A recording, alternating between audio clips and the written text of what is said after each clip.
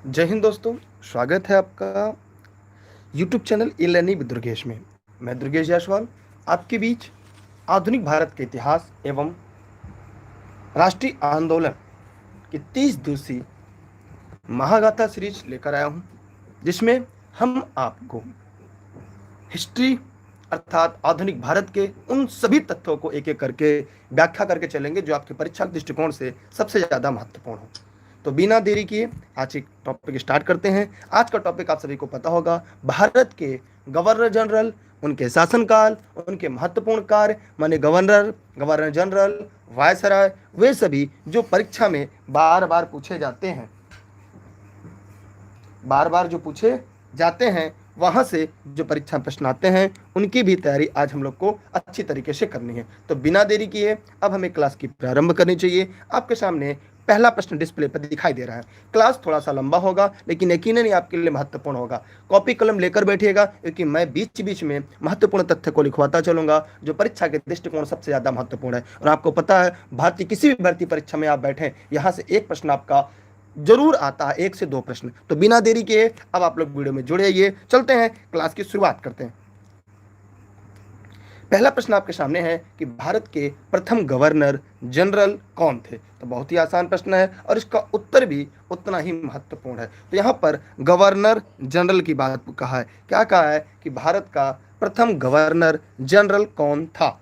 तो यहाँ पे दो बातें हैं, एक प्रथम गवर्नर जनरल कौन था और एक बंगाल का। तो यहाँ पे भारत का प्रथम गवर्नर जनरल कहा गया है, न कि बंगाल का। दो बातें याद रखिएगा, मैंने यहाँ पे दोनों बातें स्पष्ट कर देना चाहूंगा। अगर गवर्नर जनरल से प्रश्न आता है, जैसे मैं आपको यहाँ पे लिखवा दूं, शायद आपको भविष्य में यहाँ से कभी प्रश्न गलत ना हो, गवर्नर जनरल।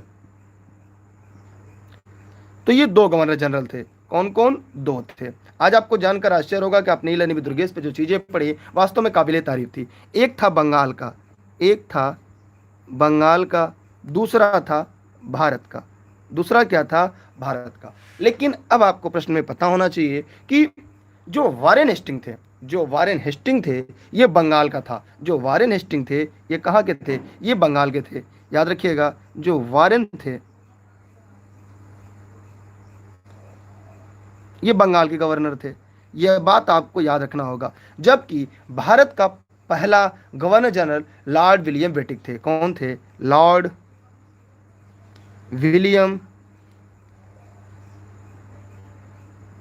विलियम बेटिक थे। ये महत्वपूर्ण है आपके लिए, याद रखिएगा। लॉर्ड विलियम बेटिक थे। अब जैसे ये 1773 से 1785, ये आप तो पता ही होगा। लेकिन लॉर्ड विलियम बेटिंग जो थे वो 1833। यहाँ से दो प्रश्न आपका बना, लेकिन यहाँ पे प्रश्न में यहाँ पर लॉर्ड विलियम बेटिंग नहीं दिया गया है, इसलिए हमने विकल्प बी वारेन हेस्टिंग का चयन किया। जबकि वारेन हेस्टिंग भारत के प्रथम न होकर ये बंगाल के पहले गवर्नर जनरल थे। मैंने तथ्य को स्पष्ट करके फिर आपको प्रश्न का उत्तर बताया। तो जितने लोग लाइव देख रहे हैं, कमेंट करके बताएं क्या आपको ये समझ में आ गया। जो लोग इस वीडियो को लाइव देख रहे हैं, सभी लोग फटाफट कमेंट, क्योंकि बी हो नहीं सकता, क्योंकि प्रश्न भारत का पूछा है, लेकिन विकल्प के आधार पर हमने आपको बता दिया कि प्रथम गवर्नर जनरल वारेन हेस्टिंग, जबकि वारेन हेस्टिंग जो था वो बंगाल का गवर्नर जनरल था। और ये रेगुलेटिंग एक्ट के अनुसार ये बंगाल के गवर्नर जनरल बने। इन्हें भारत का पहला गवर्नर जनरल भी कहा जाता है, इन्हें भारत का पहला गवर्नर जनरल कहा जाता है, लेकिन है नहीं। वारेन हेस्टिंग को भारत में न्यायिक सेवा का जन्मदाता कहा जाता है। और सुप्रीम कोर्ट की स्थापना जो हुई तो रेगुलेटिंग एक्ट के तहत इन्हीं के समय हुई थी। ठीक है, मैं आगे बढ़ रहा हूं अगले प्रश्न की तरफ, आप स्क्रीनशॉट इसकी कर लीजिएगा। यह महत्वपूर्ण तथ्य मैंने आपको लिखवाया। आगे बढ़ रहे हैं, अगला प्रश्न, सुरक्षा प्रकोष्ठ की नीति से संबंधित कौन है? सभी लोग फटाफट कमेंट का जवाब दें और इस प्रश्न का उत्तर आप सभी लोग बताएं कि यहाँ पे जो प्रश्न दिया गया है कि सुरक्षा प्रकोष्ठ, शायद आपको दिख रहा होगा कि सुरक्षा प्रकोष्ठ की नीति किससे संबंधित है। बताइए कौन से विकल्प पे ताला लगाए। फटाफट कमेंट करके बताइएगा कौन से विकल्प पर ताला लगाया जाए। जल्दी से बताएं आप लोग, सभी लोग फटाफट बताएं कौन से विकल्प पर ताला लगाया जाए।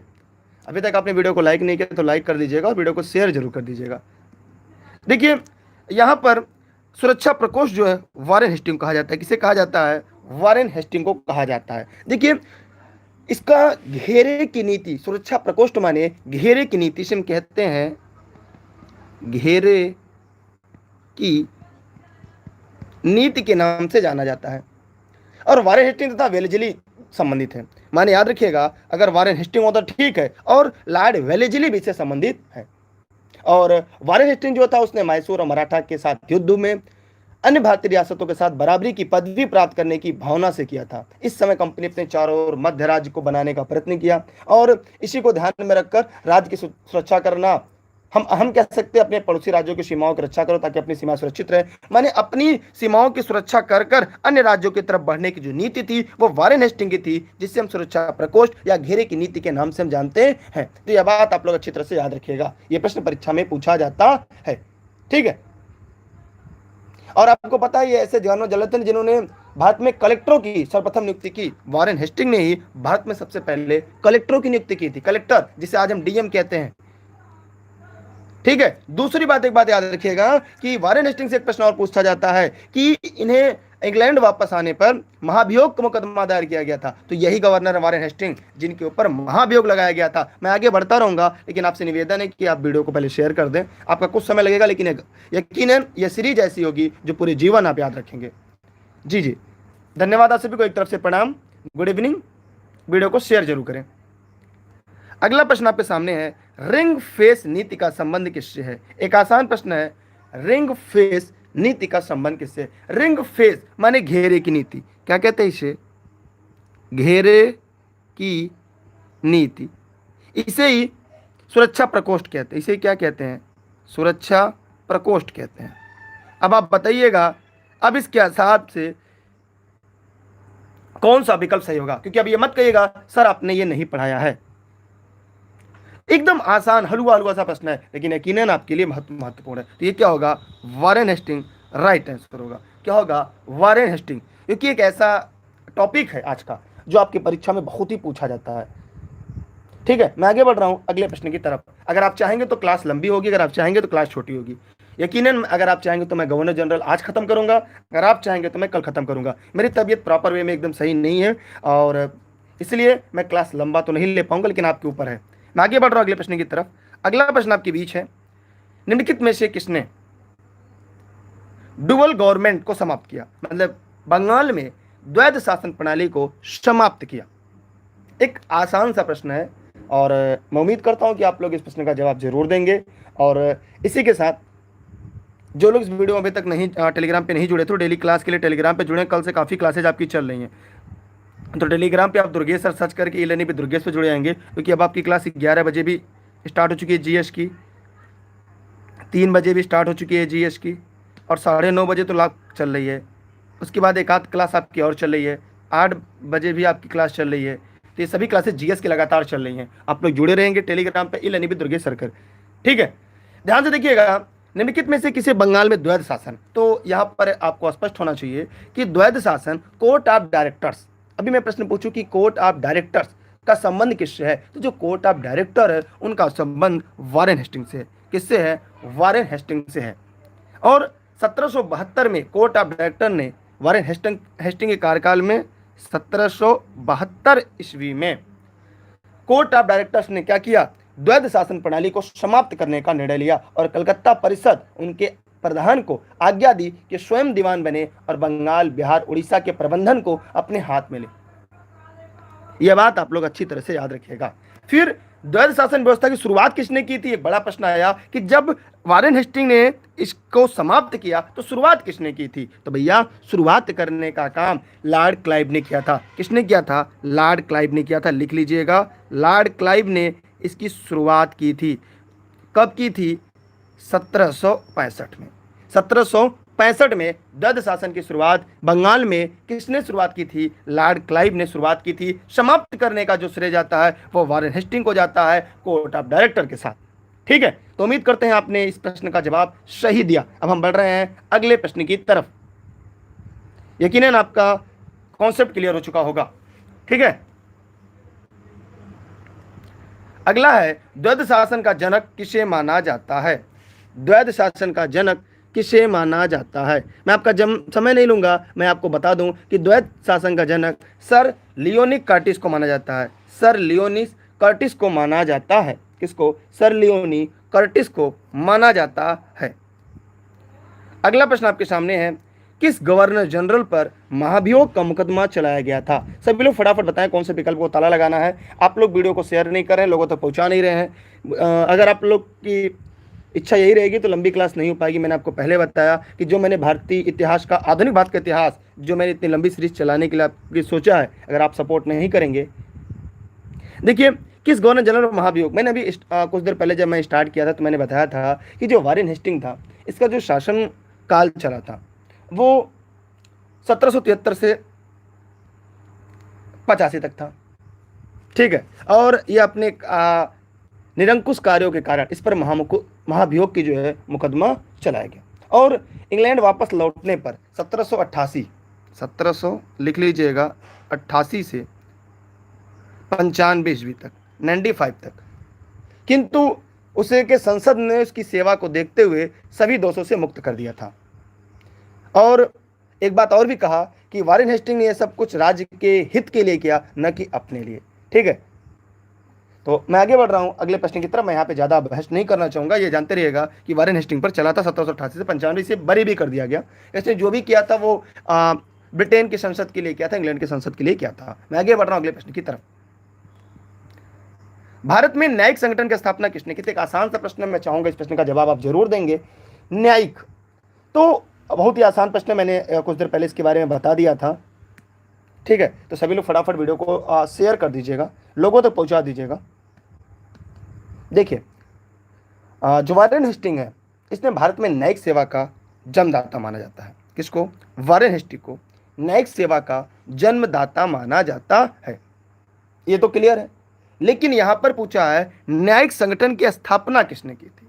तो भैया, न्यायिक संगठन की स्थापना लॉर्ड कॉर्नवालिस ने की थी। किसने किया था? लॉर्ड कॉर्नवालिस ने किया था।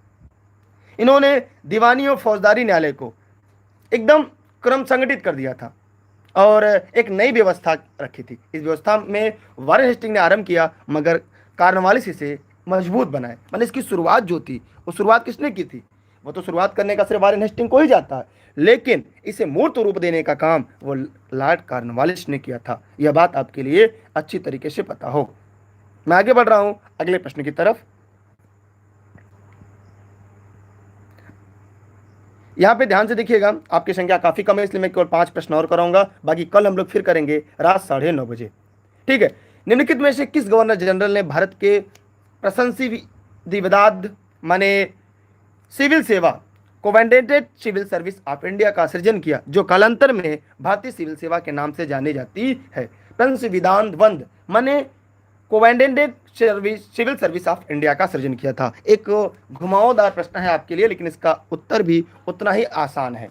तो बताइए फटाफट सभी लोग जो इस वीडियो को देख रहे हैं, वे इस प्रश्न का जवाब जरूर देंगे। देखिए, यहाँ पर भारत में सिविल सेवा का जो जनक है वो किसे माना जाता है? बताएं कौन से विकल्प को ताला लगाया जाए। लाइव जो फटाफट कमेंट करें, सभी लोग फटाफट बताएं। देखिए, यहाँ पे एक आसान प्रश्न है और स्क्रीनशॉट रखिएगा। लॉर्ड कॉर्नवालिस, देखिए लॉर्ड कॉर्नवालिस ये 1786, क्योंकि वारेन हेस्टिंग के बाद यही आया था, याद रखिएगा। ये 1786 में आया और कब तक था? 93 तक था। लॉर्ड कॉर्नवालिस 86 से 93 तक था। अब वेलेजली को भी बता दें, वेलेजली 98 से 5 तक था। ठीक है, विलियम बेटिंग को भी एक एक करके सब बता देंगे, लेकिन अभी आपको विलियम बेटिंग 28 में आया, 35 तक था। वारेन हेस्टिंग को आप देख ही रहे हैं। तो लॉर्ड कॉर्नवालिस जो था, इसने दासों के व्यापार पर प्रतिबंध लगाया, सिविल सेवा का इसे जनक कहा जाता है। इसने कलेक्टरों को और शक्तिशाली बनाया और इसने कॉर्नवालिस कोड स्थापना की। बंगाल में स्थायी बंदोबस्त के द्वारा जमींदारों की भूमि का स्वामी मान लिया जमींदार में।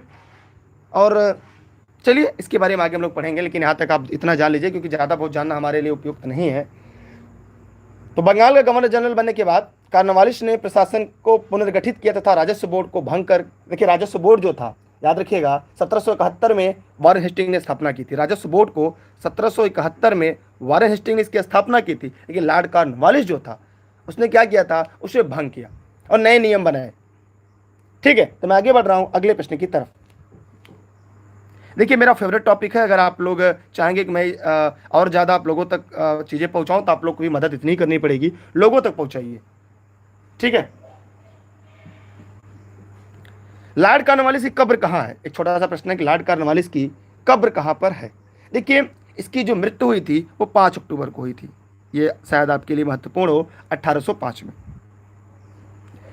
1805 में उसकी मृत्यु हो गई थी। और इसका कब्र कहां पर है?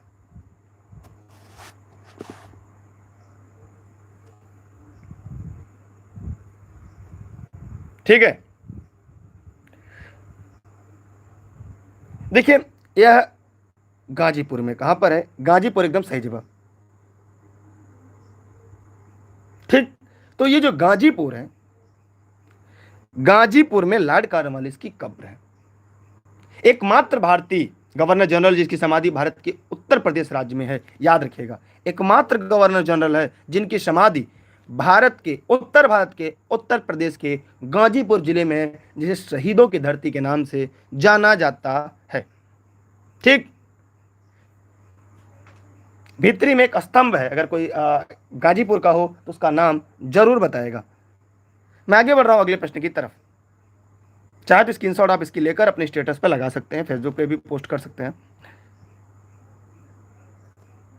यहां पर एक प्रश्न आपके सामने कि लॉर्ड वेलेजली की सहायक संधि स्वीकार करने वाला पहला मराठा कौन था?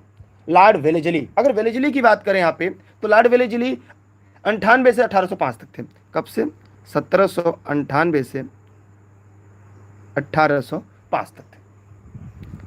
ठीक है, सनराउज के बाद आए थे। सनराउज चार्टर अधिनियम लाया था, फिर निजाम मराठों को खेड़ा की लड़ाई संजार सोच के लिए था, वो 93 से 98 तक था। उसके बाद लॉर्ड वेलेजली आता है।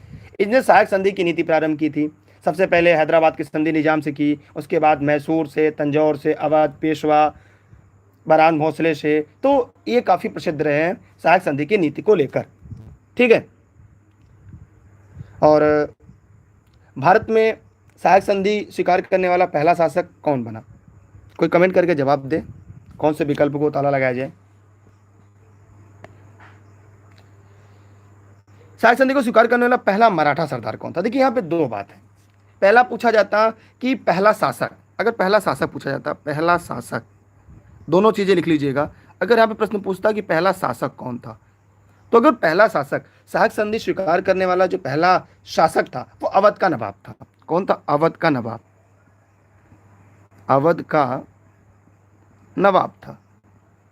ठीक, लेकिन वेलेजली की सहायक संधि स्वीकार करने वाला पहला शासक था, लेकिन सहायक संधि करने वाला पहला शासक अवध का नवाब, लेकिन वेलेजली की सहायक संधि स्वीकार करने वाला पहला हैदराबाद राज्य बना। राज्य कौन सा बना? हैदराबाद। अगर राज्य पूछता कि पहला राज्य कौन सा बना, तो हैदराबाद। ये चीजें आपको छोटी छोटी किताबों में नहीं मिलेंगी, इसलिए आप इसे समझ के अपने पास सुरक्षित रखिएगा। सहायक संधि को शुरू करने वाला पहला यूरोपीय डुप्ले था, याद रखिएगा। डुप्ले सहायक संधि को शुरू करने वाला पहला यूरोपीय था, याद रखिएगा। यह पहला यूरोपीय डुप्ले था। फोर्ट विलियम की कॉलेज की स्थापना, अभी आगे देखेंगे वेलेजली के जो आईपीएस होते थे उनके लिए क्या गया, तो यहां से इतनी पॉइंट आपको हो गया। अब हमारा प्रश्न ये था कि लॉर्ड वेलेजली की सहायक संधि को स्वीकार करने वाला पहला मराठा क्या था? तो जब यहां मराठा की बात की जाएगी तो पेशवा बाजीराव द्वितीय, पेशवा बाजीराव द्वितीय।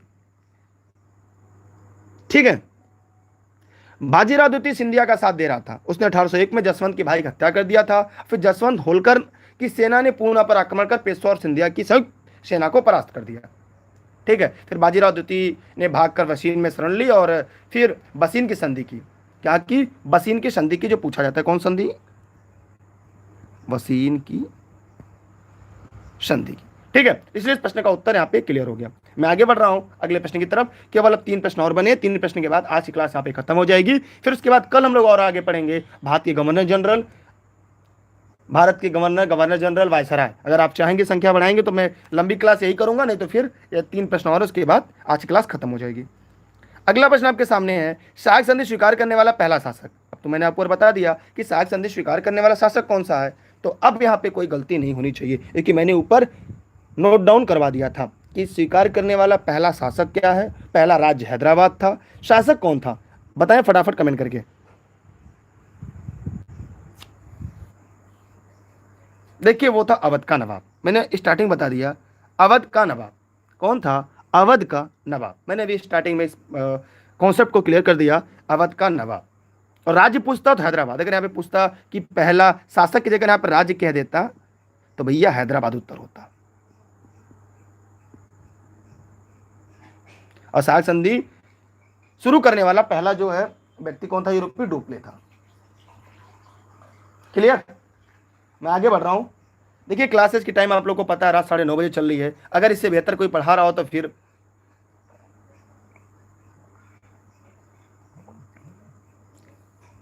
मैं आगे बढ़ रहा हूं अगले प्रश्न की तरफ। निम्न में सहायक संधि स्वीकार किसने नहीं की थी? सभी लोग फटाफट कमेंट करें, कमेंट करके जवाब दें।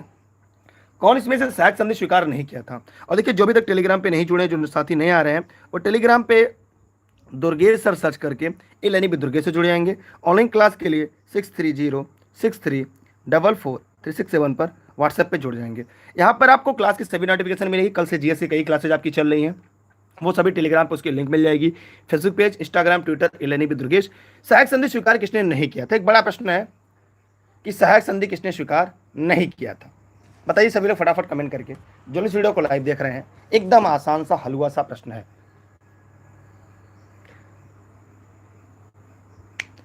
देखिए वेलेजली ने सहायक संधि का आविष्कार नहीं किया, डुप्ले ने किया था, मैंने आपको पहले बता दिया था। और यहां पर इसका उत्तर जो होगा वो क्या होगा? बताएं सभी लोग फटाफट कमेंट करके।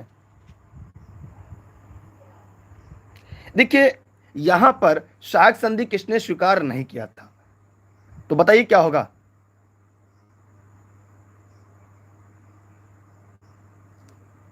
एक हलवा वाला प्रश्न है भैया। इंदौर के होलकर राज्य ने, जी हां, इंदौर के होलकर राज्य ने। अब देखिए मैं यहां पे तथ्य को स्पष्ट कर दूं, इंदौर का जो होलकर राज्य है, लॉर्ड वेलेस्ली ने 1798 से 1805 तक किया। उसने अपने राजनीति के माध्यम से सभी को, राज्यों को मिलाना चाहा। इंदौर के होलकर ने सहायक संधि स्वीकार नहीं की थी। जिन राज्यों ने स्वीकार की थी वो थे आपके हैदराबाद, मैसूर, तंजौर, जोधपुर, जयपुर, मछेरी, बूंदी, भरतपुर, अवध, पेशवा, बरार, भोंसले, अवध, ये सारे जो थे वो क्या किया था? इन्होंने इसकी सहायक संधि स्वीकार किया था, लेकिन इंदौर के होलकर राज्य ने नहीं किया था। ठीक, मैं आगे बढ़ रहा हूं अगले प्रश्न की तरफ। बस, भारतीय राज्यों पर अंग्रेजी प्रभुत्व स्थापित करने के लिए किसने प्रशासन में सहायक संधि प्रणाली का सूत्रपात किया?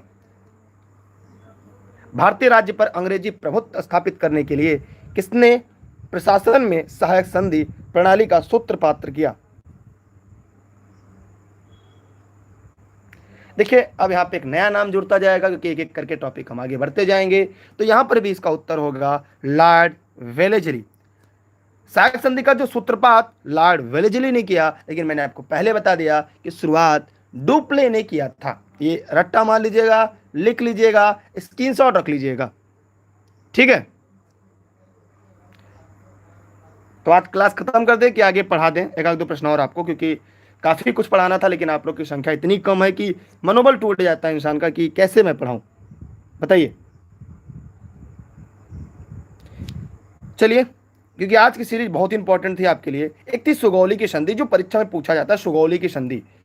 देखिए सुगौली की संधि के बारे में बात करें कि मैं थोड़ा सा मैं स्वयं व्याख्या करता हुआ चलूंगा, ताकि आपको ज़्यादा समस्या न हो। आंग्ल नेपाल युद्ध जो हुआ था वो लॉर्ड हेस्टिंग्स के समय में हुआ था।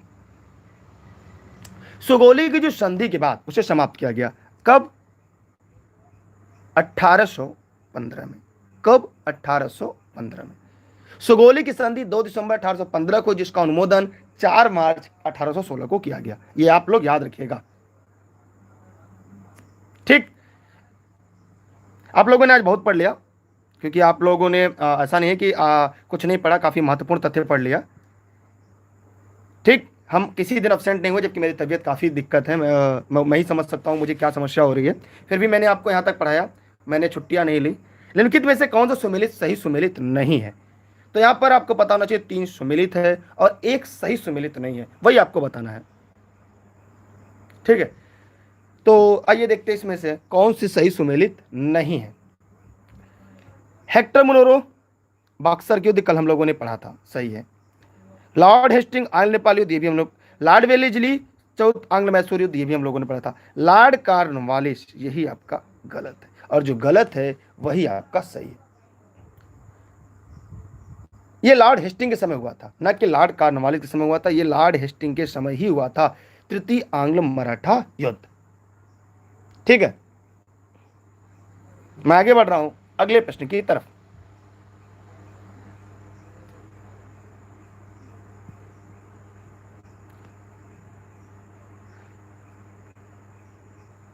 चलिए ठीक है, दो प्रश्न और पढ़ लेते हैं तब, क्योंकि आप लोगों ने इतना कह दिया है तो, क्योंकि आज की सीरीज काफी बेहतरीन थी जो मैंने अभी पढ़ाया, आपको एक बार उसे दोहरा लीजिएगा। तथाकथित कुशासन के आधार पर किस गवर्नर जनरल ने मैसूर राज्य के प्रशासन को ले लिया था? एक छोटा प्रश्न है लेकिन अच्छा प्रश्न है, क्योंकि आपने पढ़ा होगा। देखिए यहाँ पे अगर हमने वेलेस्ली के बारे में बता दिया, 1798 से 1805 है। लॉर्ड हेस्टिंग के बारे में हम लोगों ने भी चर्चा कर लिया था। अब लॉर्ड विलियम बेटिंग के बारे में मैंने बताया, 1828 से 35 तक थे। इन्हें भारत का गवर्नर जनरल कहा जाता है। इस प्रकार लॉर्ड विलियम बेटिंग भारत के पहले गवर्नर जनरल बने थे। ठीक है, और कलकत्ता मेडिकल कॉलेज का स्थापना 1835 में इन्होंने ही किया था। तो यहाँ पर इस प्रश्न का जो सही विकल्प होगा वो लॉर्ड विलियम बेटिक ही होगा। क्या होगा? लॉर्ड विलियम बेटिक होगा। इनके बारे में मैंने बताया 1828 से, अभी मैंने बताया था इनके बारे में 1835 तक रहे। इन्होंने सती प्रथा रोका, मोस्ट इंपॉर्टेंट। लॉर्ड विलियम बेटिक के अगर बारे में जानेंगे तो सती प्रथा, जो भी आगे प्रश्न का बनेगा, सती प्रथा पर रोक कब रोका किसी को पता है? 1829। एक प्रश्न आपका तैयार। ठगी प्रथा को उन्होंने रोका, ठगी, ये भी पूछा जाएगा आगे। अभी ठगी प्रथा इन्होंने रोका था, एक साल के बाद ठगी प्रथा 1830 में इन्होंने रोका। ये रट्टा मान लीजिएगा। इसी समय शिशुवध, शिशुवध जो शिशुवध होता था, ये इसका एग्जैक्ट डेट आपको कहीं जल्दी में हमें नहीं मिला एग्जैक्ट सही, वैसा 1830 ये भी माना जाता है। ठीक है, तो ये था इनका महत्वपूर्ण कार्य, और ये भारत के गवर्नर जनरल कहे जाने लगे। ये भारत के गवर्नर जनरल थे, मैंने आपको पहले प्रश्न में ही बता दिया था।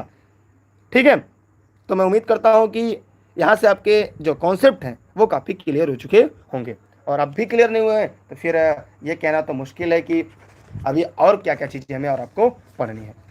तो चलिए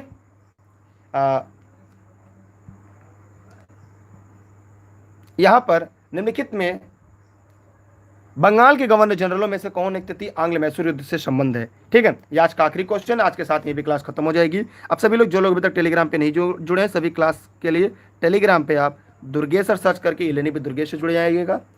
ठीक है, ऑनलाइन क्लास के लिए 63063443 है बस। तो जीएस की जो महाभारत सीरीज चल रही है, ये प्रतिदिन रात 9:30 चलेगी, रात 9:30 बजे। एक बेहतर सीरीज चल रही है और आपके लिए काफी महत्वपूर्ण है। एक तृतीय आंग्ल मैसूर युद्ध से संबंध किसका है? अभी ऊपर हम लोगों ने पढ़ा था, अगर आपने पूरी क्लास को अच्छे से पढ़ा होगा, अच्छे से इसका अध्ययन किया होगा, यकीनन आपका ये प्रश्न सही हो जाएगा। एक ऐसी सीरीज है जिसे आप जितनी बार देखेंगे आपको हर बार लगेगा कुछ तो छूट गया, कुछ तो छूट गया, इसलिए आप इसे कई बार देखने का प्रयास करिएगा। और ये इसका जो उत्तर होगा वो होगा लॉर्ड कॉर्नवालिस। क्या होगा? लॉर्ड कॉर्नवालिस होगा। क्या है? Lord Cornwallis. ठीक है जी, मैंने ऊपर बताया था।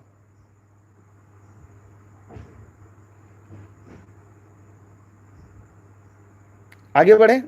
अरे श्रीरंगपट्टनम में टीपू से हुआ था, टीपू सुल्तान से। इसके पहले हम लोगों ने कल के सेक्शन में, जो कल का हम लोगों ने सीरीज पढ़ा था, उसमें हम लोगों ने पढ़ लिया था। तो चलिए, काफ़ी मैंने चीज़ें, महत्वपूर्ण जो चीज़ें थी उसको मैंने पढ़ लिया, और उम्मीद करते हैं यहाँ से आपके बहुत सारे कॉन्सेप्ट क्लियर हो चुके होंगे। एक छोटा सा प्रश्न आगे आपको दिख रहा होगा, यह प्रश्न का जवाब आप कल दीजिएगा, कल से ही शुरुआत करेंगे। ठगों के दमन में निम्नलिखित में से कौन संबंध था? एक बड़ा छोटा सा प्रश्न है कि ठगों के दमन से, और आप लोगों ने देखा होगा सर ये ठगों के दमन से निम्नलिखित में से कौन संबंधित है। ऐसे बहुत सारे प्रश्न, थोड़े से मैंने कड़े प्रश्न शुरू किए थे, लेकिन आपकी संख्या बहुत ही कम है। आप लोग संख्या बढ़ाइए। अगर आप लोग शेयर नहीं कर पा रहे हैं तो लोगों तो बताइए क्लास कैसी चल रही है, ठीक है, ताकि परिणाम निकले इतनी मेहनत करने के बाद, क्योंकि जीएस की एक बेहतर सीरीज आपके लिए चल रही है। ठगों के दमन में 4 ऑप्शन दिया गया, इसमें से आपको बताना है। देखिए, ठग में हिंदू भी सम्मिलित थे, मुस्लिम लोग भी थे, लेकिन यहाँ पर काली, दुर्गा, भवानी की पूजा करते थे। प्राय अपना शिकार का सिर काट देवी के चरणों बलि चढ़ाते थे। उन्हें विश्वास था कि उनका धंधा जो है वो विधि का विधान है, उनके शरीर मृत्यु उनके भाग्य पर लिखी होती। सती प्रथा के प्रश्न पर कुछ मतभेद था, किंतु ठगी के विषय में समस्त जनता को सरकार का समर्थन किया। तो लॉर्ड विलियम बेटिंग ने कैप्टन सिलीमन को, ये कैप्टन थे सिलीमन, कैप्टन सिलीमन को ठगों के विरुद्ध कार्रवाई करने के लिए नियुक्त किया। किसने नियुक्त किया था? लॉर्ड विलियम बेटिंग ने। लिख लीजिएगा, किसने नियुक्त किया था? Lord William Bentinck. यह एक इंपॉर्टेंट प्रश्न है आपके लिए, ठीक है। और 1837 तक ठगों का पूरी तरह से, ठीक है। तो आप लोगों ने देखा कि कैप्टन स्लीमैन कितना महत्वपूर्ण निकल गया। तो इसीलिए मैंने कहा ना कि बहुत सारी चीज़ें आपको पढ़नी है, बहुत सारी चीज़ें जाननी है, और इसी तरह हम लोग पढ़ते रहेंगे और आगे बढ़ते रहेंगे। तो बहुत बहुत धन्यवाद आप सभी का, काफ़ी अच्छा लगा आज की सीरीज। फिर मिलते हैं कल की बाकी सभी क्लास। ये क्लासेस जो महाभारत सीरीज चल रही है जीएस की, वो प्रतिदिन रात 9:30 बजे चल रही है। बाकी जीएस की अन्य सीरीज भी स्टार्ट हो चुकी है जो 11 AM पर है, उसके बाद आपके 3 PM पर, फिर अगली 8 PM पर, फिर 9:30 PM पर। ये 4 बड़ी क्लासेज आपकी ई लर्निंग विद दुर्गेश पर सामान्य अध्ययन की शुरू हो चुकी हैं। तो इसलिए आप सामान्य अध्ययन में अगर चाहते हैं कि सरकारी नौकरी करना सामान्य अध्ययन के आधार पर, तो आप सभी का ई लर्निंग विद दुर्गेश में मोस्ट वेलकम है। और उसके लिए आप लोग टेलीग्राम जुड़े रहिएगा। देखिए टेलीग्राम पर मैं आपको लिंक मिल पाएगा, उसके लिए आपको सर्च करना है दुर्गेश सर। जो अभी तक नहीं जुड़े उससे डिस्क्रिप्शन में वीडियो का लिंक रहता है, वहाँ से भी आप जुड़ सकते हैं। दुर्गेश सर सर्च करके ई लर्निंग विद दुर्गेश से, ठीक है। चलिए बहुत बहुत धन्यवाद था सभी का, बेस्ट ऑफ लक, जय हिंद, जय भारत, ठीक है। तो अच्छी क्लास तब होगी जब आप इसकी अच्छे से तैयारी करेंगे। तो बहुत बहुत धन्यवाद सभी का, बाय बाय।